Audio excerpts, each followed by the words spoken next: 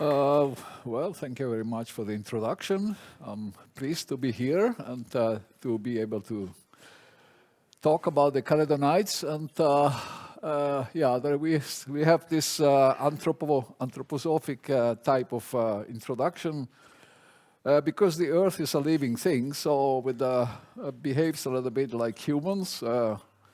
Marrying and divorces, there are also emotions, there are eruptions, volcanoes and earthquakes, and so there are some similarities. So, yeah. So we have this getting together. The plates are moving around all the time. They have been moving for a long time, and they bump into each other and they go apart, and so a lot of things happening. The talk is also going to be about immigration. So the pieces of plates move from one place to the other. So there are these immigrants back and forth. And the question then is always, are these Norwegians that are just left for a little while and they decided to come back home? Or are they Siberians? Or are they Africans? Or are they Americans? So geology has to face all of these questions. And finally, the 100 million years, when I was preparing the talk, I thought, well, 100 million years maybe is not quite accurate. The actual collisions happen much faster, maybe 5, 10, 20 million years. But then we consider the Caledonides, we have to consider much longer periods. So some pieces forming the Caledonides have a history going back to 3 billion, for example. So the time is kind of relative. So divorces, the most recent one, of course, is still going on. Eurasia separating from North America and Greenland. It started about 250 million years ago and is still moving apart, shown by this map. So we have Scandinavia, we have Greenland, and they have been moving apart since about 250 million years. They're still going. And the place in between is the cracks in the where it extends are filled by new crust, by new oceanic crust, by new basalt. So then the marriage, before starting to split, of course, they got together. There was the collision between Baltica and North America, Greenland, Laurentia. And that happened about 400 million years ago. So that's shown here. So we have Baltica, we have Laurentia, and this, when they came together, they collided, forming the Caledonides. There was a third Avalonia that came from Gondwana and that bumped into Laurentia and slided up along Baltica. So it was a more complex matter, this collision. And the collision between Laurentia and Baltica was, so Laurentia, Baltica was under thrust below Laurentia. And this deeper part of the crust, the tip, was highly deformed, was metamorphosed, was changed. So a lot of events happened down here. And some of the fragments were thrust on top of Baltica, so we're going to see some of that. So the best analogy, of course, is what's happening today in the Himalayas. So India is driving north and being under thrust below Asia. And in the collision zone, we have this doubling of the crust on these very high mountains, including Everest. So that's exactly the same. In the 400 million years ago, Baltica bumped into Greenland, exactly the same kind of process. So the advantage today, of course, is that we can see what's going on down here in the Himalayas. We have to wait another few 100 million years until the whole will be accessible. In Norway, in the Scandinavian Caledonides, we can see the lower parts of this collision zone. Okay, so of course, before they came together, there was an earlier divorce. Baltic separated from Rodinia. That was around 600 million years ago. So Rodinia, this would be about 760 million years ago. An assembly of different cratons. LA, this would be Laurentia, would be North America and Greenland. Siberia, we have Amazonia, West Africa, and some other continents, including Australia and Antarctic pieces. And Baltica. Baltica is very often in these reconstructions is put here close to Laurentia and north of Amazonia, but the exact positioning is still a bit a matter of debate. In any case, that doesn't matter for today's talk. Then at 600 million years about, the continents decided to start splitting, going apart from each other. And by 550, they were off to the races. Baltica was moving away at very high speed. And Iapetus, the ocean here, was opening up. So there was the divorce happening. And so we don't know exactly how the geography was at this point, but we know for sure that this happened because we find the witnesses in Scandinavia. In fact, if we go in northern Sweden, we find these sediments, these light gray, light brown layers are sedimentary rocks. And as they were pushed apart, they were intruded, so the cracks were intruded by hot lava that formed these dikes.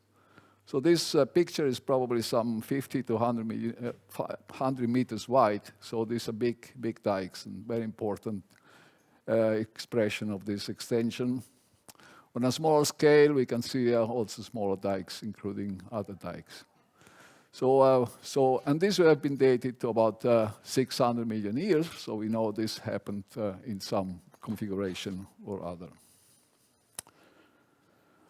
Okay, so the processes of separation and collision also result in transfers, in losses and gains, and exchanges of terrains. So very simplified, Laurentia, Gondwana, Baltica, and when they bump each other and go apart, they end up gaining some terrain. So the Baltica gains some pieces of Laurentia, and Laurentia also gains some pieces of Baltica, and Gondwana, there is certainly pieces now attached to Laurentia and perhaps even in Baltica. So that's this immigration business. One nice example is that from Larsjärvi-Naugland in eastern East Greenland, the Liverpool land eclogite terrain. And there was a piece of Baltica that was left behind after the Caledonian collision and after the continents moved apart. So, so here, this is a profile. We have this lower brown part is Nisus, about 1645 million years in age. They include these black lenses. They are eclogites, so high-pressure rocks, and they formed about 400 million years ago. And then there are dikes, granites, about 385 million years ago. And all of this association, this is very typical to what we have presently in Western Norway, in the Western Ice region. So very, very similar history. If we go up across this shear zone, this Gubedalen shear zone, we come into this red terrain, which consists mainly of granites and various types of granites formed between 445 and 425 million years. And this is a whole different, this is an arc terrain belonging to Laurentia, to Greenland. So let's see, this part here is basically formed by arc magmatism above a subduction zone. So if oceanic crust is subducted below a continent, it creates this arc, these plutonic rocks, which are then intruding the upper crust. So that's what happened here. And in this cross-section here, we just have Baltica, we have Laurentia. The green would be this Liverpool land eclogite terrain that after the two separated was left bare. In red are these plutons. So this is one example of transfer of terrains. Another one we find in Tromso, the Tromsdalstind. And the Tromso nappe is one of the highest allochtons in the Caledonides, and it was derived from the Laurentian margin. So I will come back to this later in the talk. So how do we geologists figure all of this out? Well, first of all, mapping the rocks out in the field. PhD students usually have to deal with bad weather. The more advanced geologists, they get a nice weather. We also need to do work in the lab, microscopes, microprobe work to study the mineralogy. Important is also they're studying the paleomagnetic poles in the rocks and learn how they change latitude with time.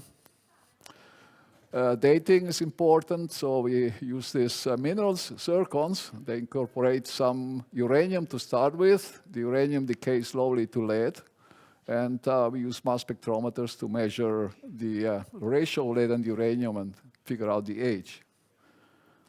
And also important is of course, the study of fossils.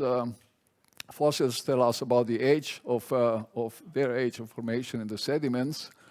Also, something about the environmental formation and about diversity. So in different continents, they would evolve in different ways, and that's very important information when we try to piece it all together. Okay, so in the following, I will concentrate on the Scandinavian Caledonides. First, looking at the broad architecture of the nappe complexes on an east-west traverse across Norway, and then examining some questions concerning the provenance of major units in the Caledonian nappes. Okay, this is in black is this Caledonian allochtons. So these are piles of nappes, one on top of the other, that were thrust in from out there someplace. And below this, we have the autochthonous basement, so the old rocks of Baltica, which on this side, they are basically undeformed. They are as they were before this orogeny. On the west side, they are usually very strongly deformed metamorphosed, so they have been affected very strongly by the collision. So this would be this collision between Baltica and Laurentia, and that piled up all these nappes on Baltica. The basement itself as a structure, so the oldest rocks are Archean and Proterozoic in the north. This would be rocks between about 3 billion and 1.8. In the middle here, we have mainly rocks formed between 1.8 and maybe 1.5 million years. And in the south, we have younger 1.5 to 900 million years. So this structure can be important to understand what happened. In a bit more detailed map of southern Norway, so we have in gray, we have this autochthon, so the basement, that was there all the time, and in the west part is deformed, the same basement, but highly deformed in the Caledonian orogeny. This is the Oslo Graben. That's a younger feature that is not important for this talk. And then on top we have a series of nappes of various composition that were piled up one on top of the other, and perhaps the most important is the Jotun nappe. So if we look at some cross sections across this area, this region, very simplified, we get this picture. So we have the basement in gray, covered by sediments, sedimentary rocks, sedimentary nappes in part, and then several different nappes, and then there is this big falls in the west, where the western part has been taken down to low level. And there is another one here in the Bergen region. This is in the middle region about the Oslo latitude. So some of the sediments are better preserved in the Oslo Graben because of its not being eroded away. If we go west, we go first through these sedimentary nappes, and then various nappes, including the Jotun at the top. And then this is cut off by a fault, the Lerdo-Allende detachment. And most of the Jotun nappe is found on the other side. And then there is another fault out here, again the basement exhumed, the other fault, and again a set of nappes. And then the one on the top is essentially the same basic features, but different type of nappes. So in the following, we're going to go through basically drive across the southern Norway along this more or less this traverse and look at some of the main features that we see in this travel. So this is now a more accurate cross-section from Jeff Milner's. We have the basement, which is essentially unaffected by the Caledonian events. And then we have this cover of sediments, which in part have been highly translated, transposed, and deformed. And on top, we have here we have the Jotun nappe complex, which here is cut off by this fault, which has moved down the western part. So out on the right side, near Oslo, in the Oslo region, basically, we have this sort of picture. So the basement, and then a layer of shales, mainly, that allow these nappes to slide across very, very easily. Good smearing, will say the Norwegians. And on top, we have this very complex setting of small nappes and thrust, and so these complicated structures. And when this is the front of the orogen, and we can see some of the structures going around Oslo. So this is, I believe, is from Fornebu. It's from this paper by David Bruton. So we can see this rough folding, which correspond to this pushing, just like when we push snow with a shovel. And this would have been happening right at the front of the nappe piles. Then we travel further on towards up Valdres and in the Bangsmjosi area. What we see, so we are standing on basement taking the picture, and what we see at the bottom are mainly this sedimentary nappes here, phyllites. And on top there is a big piece of, a big chunk of crystalline rocks, which is part of the Jotun nappe complex. So this came from several hundred kilometers out in the west. Then, so we are roughly there. And now we keep going and we cross this Lerdo-Allende fault. And on the other side, we go down Narrow Fjord down here. We are in the middle of the Jotun nappe, and in Narrow Fjord we can see mainly this important anorthosite, which are Precambrian rocks, but have been translated onto the sediments. In the same region, so this, of course, the fault would have not been there yet, so there was a future happening. Anyway, we move a little bit further north, Årdalsfjorden. We see this very impressive walls of the fjord. These are various gneisses, amphibolitic gneisses, but the important thing that I want to point out here is this network of white dikes, and in more close up we can see these dikes here. And these are not Precambrian, but these are Silurian, so these are almost the age of thrusting. And if we look at the model, we have Baltica bumping into Laurentia and subducting. And the parts of the allochthon that were taken down deep enough, they started melting, and the melts intruded some of the allochtons above. So these are produced during the initial collision itself.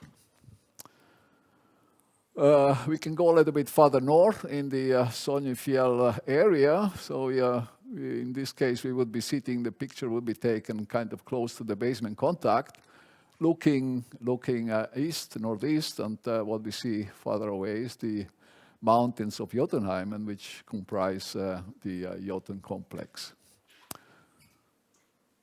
So then we go back to the fjord and move out across, and when we get to the bottom of the Jotun complex, we see things like this.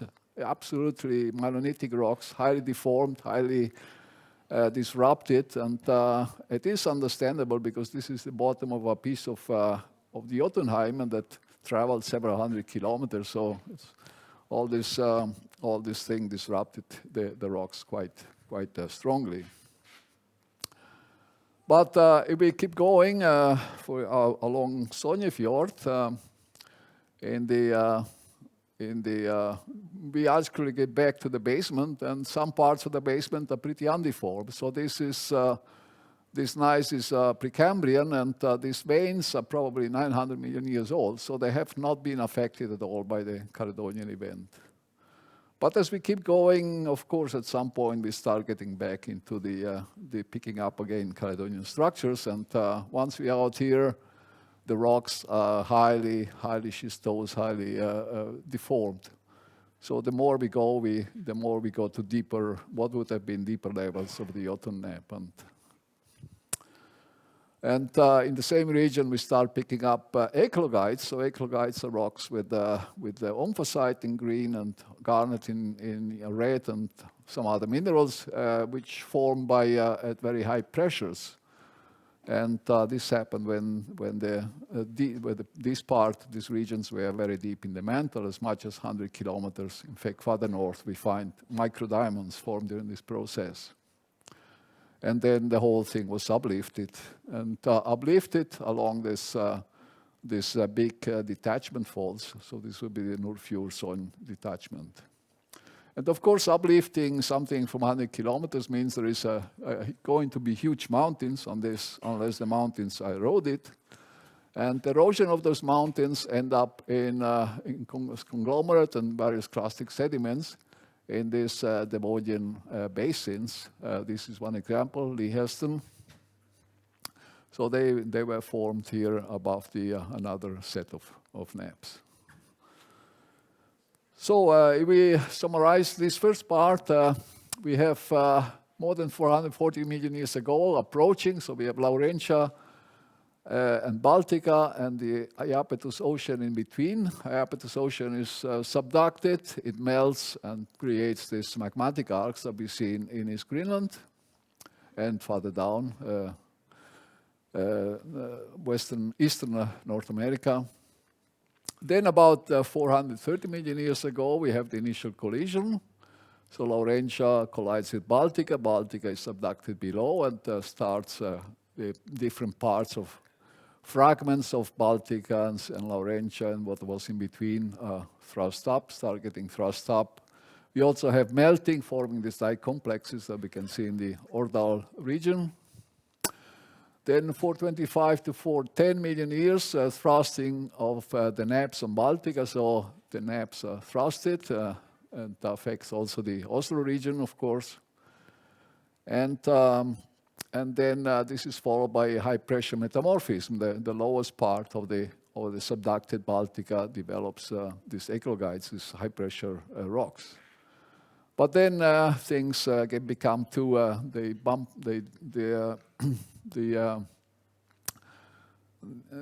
the crust wants to rebound, so it rebounds, and the final stage of these events is the rebound of the Baltic shield and the nappes, mainly with development of these big detachments, and the top of the mountains are eroded and deposited in these Devonian basins.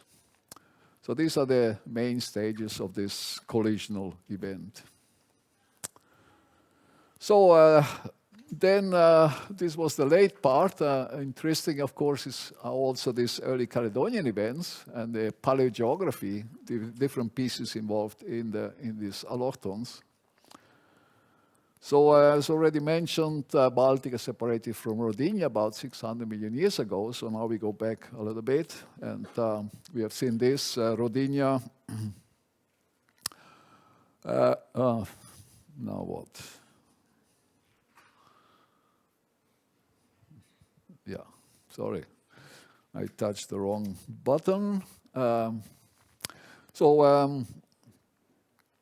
Yeah, so it's in Rodinia, 760 million years. At 600 million years starts breaking apart, and 550 it's off to the races. Baltica moves very strong, very quickly away, and by the Ordovician, Baltica is way far away from Laurentia. So we have Laurentia here, Baltica somewhere here. Of course, the models they change a little bit. They have been refined in more recent years, but the general idea is given here. So Baltica somewhere up there. We have Siberia, and this is Gondwana. This will be parts of North Africa and South America.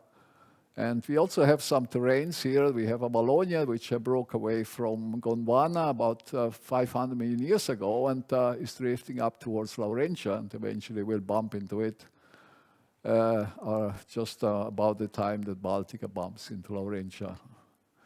Other terrains, Carolina, Ganderi, and so on. There is also a set of terrains here which also came off Gondwana. That happens a little bit later. And they eventually ended up attached to Baltica and Siberia, but much later. It's a later event, but now they have found them. They are found all over Europe. So Iberia, of course, makes up a lot of Spain and Portugal and Armorica and so on. So these terrains are part of another immigration wave that built up Europe in a later stage.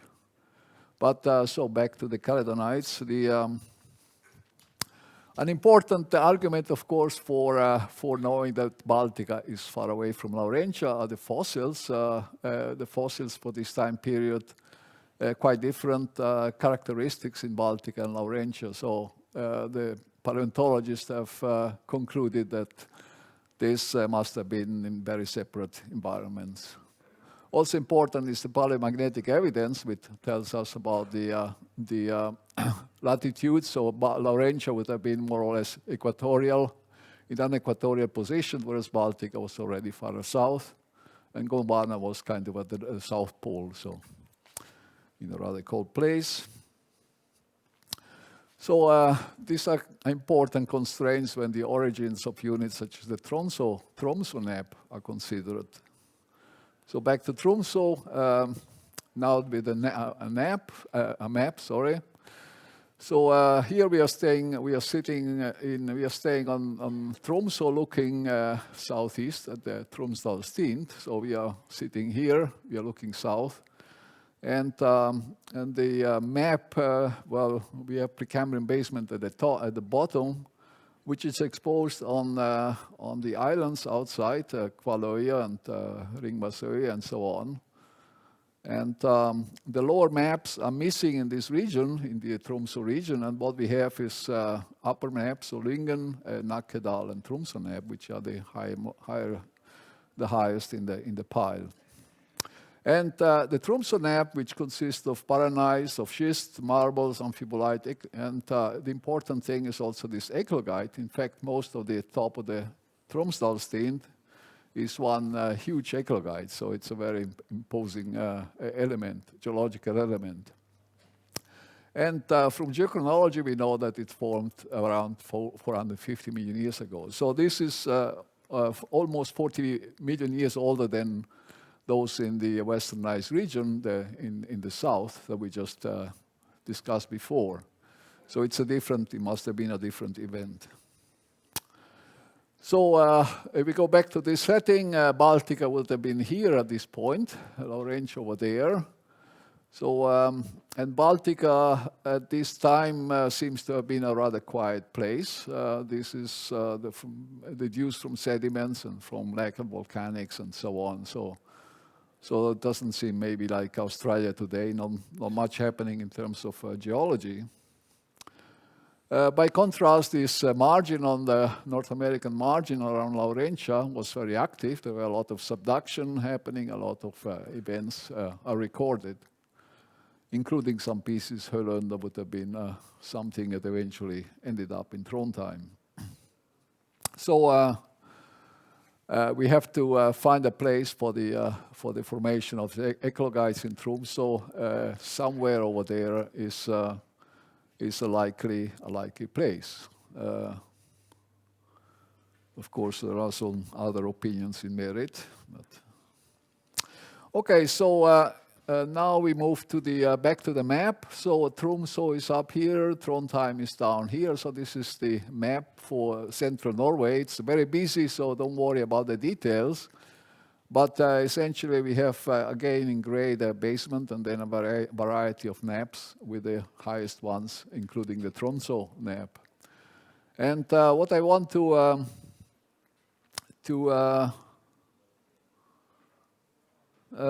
concentrate here is the Tromso eclogite we just looked at is up there. And another example, so several of these nappes have a Laurentian affinity, and this includes Leka. Leka is out there in northern Trondheim, the Leka ophiolite. So this is a reconstruction of the geology of Leka, so it would have been evolved in a Laurentian margin. Here there is a fragment of a continent, and here is a Camber-Ordovician arc, volcanic arc. And drifting a part of these pieces creates a basin and exposes the mantle and creates lavas, basaltic lavas. So this is the setting for forming this ophiolitic crust. So the mantle pieces would have been represented here by these rusty rocks present in Leka. And so this is another example. So Tromso and Leka both represent pieces that most likely started in Laurentia, formed in Laurentia, and then ended up in Baltica as during collision, and this is also shown in this schematic cross section. So would be the upper nappes. Many of them have affinity from Laurentia, but not all of them are coming from somewhere else. Many of the nappes are actually pieces of Baltica that were detached for a little bit and then came back. And good examples present in South Norway. So we have all these nappes that we have looked at before. And if we look at the age structure, we can find some arguments for supporting this Baltic affinity. So here in this diagram, we have ages, 1800 down to about 900 million years. And then we have we have basically ages for all these different elements, which I won't go through in detail. But basically pointing out some of the main features. So there is this Gothian period, which will be between 1700 and 1600 million years. And several of especially the major nappes, like the Jotun nappe complex, they formed at this time, and several of the others. But then there is an even category that actually formed during the Telemarkian period, which would be around 1500, and that includes several of the other nappes in this region. So we can distinguish between the two. And we also get information from the Sweco-Norwegian period. It's in detail complicated. I won't go into the detail, but very important information concerning that period. So if we compare now this nappe geochronology or age structure with that in the basement, we can find some analogies. So this map kind of summarizes the main features of the Precambrian basement in southern Scandinavia. So in blue, we have the eastern segment, which formed mainly between 1800 and 1700 million years. Then in dark blue is the Idefjorden, which is also roughly the same age and a little bit younger. And then we have Bamble and Kongsberg, which are about 1500. And the same applies to basically all of the Rogaland, Telemark and Rogaland regions. So they are very That's why we call this Telemarkian. And we can see that some of the nappes here, they have this very strong Telemarkian affinity, where others have this Gothian affinity. So this tells us first that there is a good chance that we can correlate the nappes with basement units. So good chance that the nappes were the margin of Baltic and were thrust in at some point. And in detail, we can also distinguish different type of nappes and actually tell us something more about their provenance. And so this is these are all native rocks that came back home. But not everything is so clear-cut. There are examples of nappes whose provenance is a matter of debate. And to conclude, I will look at these two examples, the Seve nappe complex and its eclogites, and the Kollek nappe complex up in Finnmark. So back to this map. Now I will concentrate on the Seve nappe complex, which is this dark green unit, which you can follow all the way up to the north. And it consists of larger metasedimentary rocks, amphibolites, locally mafic dike complexes. And what I want to concentrate now is two particular places in this nappe which contain eclogites. Eclogites, as I mentioned, are very high pressure rocks, so they form during some subduction subduction events. And in the Seve nappe, we have two. They are dated, so those in the Norrbotten area, they're about 480 million years old. Those in the south, they're about 445 million years old. So much older than those in the basement here, in the Baltic basement that collided with Laurentia. So they must have formed during separate events. So there are different ideas now where Seve, so the traditional view is that Seve was a part of the margin of Baltica, and if that's the case, then when Baltica was out here on its own, it must have collided with either a microcontinent or R complex. So there are some arguments in favor of that. But we don't really see much evidence of anything happening here at that time. So maybe Seve was not a part of Baltica, and the Ordovician eclogites resulted from convergent processes elsewhere. So if that's not the case, one option would be that they also formed to the Laurentian margin, like we have seen from some of them are about the same age as those in the Tromso nappe, high up. So that would be an option. And maybe the Himalayan margin, why not? There are similarities with some of the rocks there too. And maybe Gondwanan margin, also some similarities.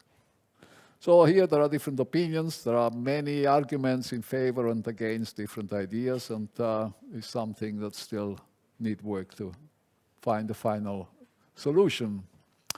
One important argument is also that Seve has many similarities with the Kollek nappe complex, which exhibits mainly non-Baltic features. And I will go now to the Kollek nappe complex. So this is Finnmark. Finnmark has the same general structures, a basement, a Baltic basement at the bottom, here in gray, covered by various sediments, autochthonous sediments, most well exposed in the Varangerfjord area. And then we have several nappes, Laksefjord, and important for this talk is this Kollek nappe complex, which is intruded by the silent igneous complex, this magmatic, very complicated magmatic system. And then some nappes on top of that, Lingen and so on. So the Kollek nappe consists very largely of metasedimentary rocks, quartzites and rocks like that.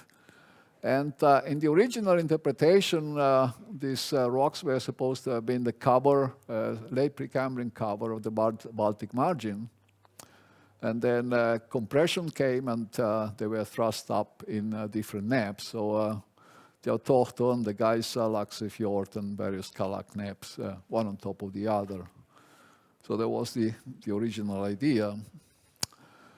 But eventually, in the last decades, a lot of dating has been done and a lot of other work. And what we found out is that the Kollek nappe complex has been, well, the sediments are not late Precambrian, but many of them are around 1,000 and some around 900. And this region has also experienced many magmatic events, many metamorphic events, many deformation events between about 1,000 and 500 million years.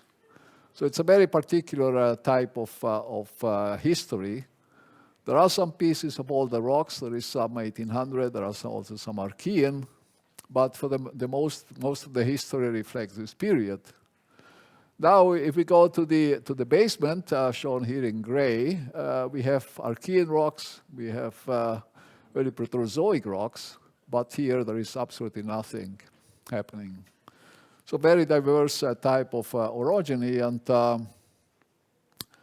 and so to some degree it's exotic. So the traditional view is that this was the margin, Kollek was the margin of Baltica. But the alternative is that it wasn't. So we go back to this reconstruction. We would have Kollek supposed to be from this part of the Baltic shield, but given that it's so diverse, maybe Kollek did not originate from the Baltic margin. Maybe. One option would be somewhere in this room, at this Gondwanan margin, where many rocks have the same type of history. And maybe somewhere else. So this is still very much a matter of debate, very open, different opinions, more data needed, and eventually you will narrow down the choices, and the next generations of geologists will figure it all out. So conclusions, the main processes and paleogeographic settings that control the formation of the Scandinavian Caledonides are well understood, at least, well, we think we understand everything, and then somebody comes, opens up, takes away one layer and discovers all these new problems. So, but it's good to live in the illusion that we know what's going on. But of course, some of the interpretations, especially those concerning early Caledonian events, remain open to debate. So there is still a lot of things that we don't really understand properly. There is much exciting research going on in the Caledonides, thanks to the peculiar habit of tectonic plates to marry, divorce, remarry, cast away part of their families, and take in perfect strangers. Thank you.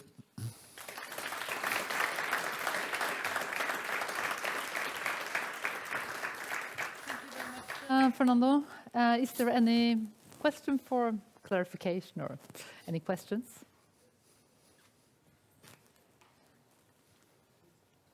One question from Reidar.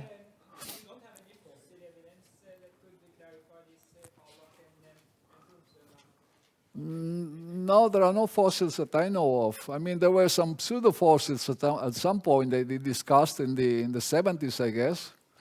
But then a French paleontologist decided they were not fossils, they were just some artifacts or some.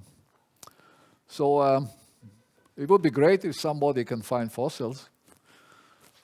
That's the best fossils.